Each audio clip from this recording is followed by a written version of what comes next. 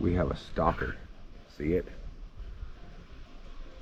I have pissed that bee off so many times today, it wants to kick my ass. I'm guessing he has a home up there in the rusty shithole there. But somebody welded this bed to the frame. There's no bolts in it. And it's fatiguing, so I'm gonna have to take it off this winter with a torch and a grinder. And take my parts truck and take two and make one. Not a big deal. We do best. Actually, it just gives me a reason to redo the exhaust and everything, but yeah, like I said, we don't have any rust whatsoever. And I think this is some kind of trailer wiring. It appears to be not in too bad a shape from like this cross member forward. But this is what we gotten done so far. And that's the pile of mess I've pulled out. Just figured I'd show you guys how disgusting that was. Like, why? Pretty sure that's what the wiring went to.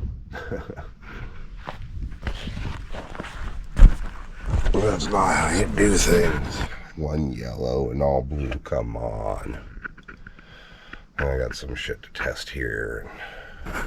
But otherwise, that looks much fucking better. Much better.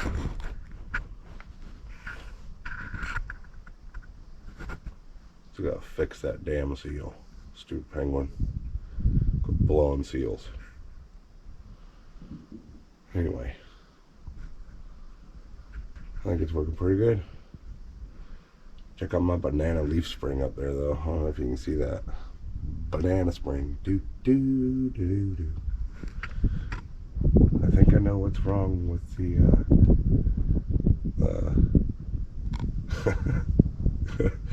shit. I think this thing's been rode a little hard there. Anyway, tidied some shit up. Obviously. That's how I got the taillights to work. We still gotta get those damn things that fill those holes, plate lights. Other than that, she's come a long way. We'll see you guys in the next video. Peace.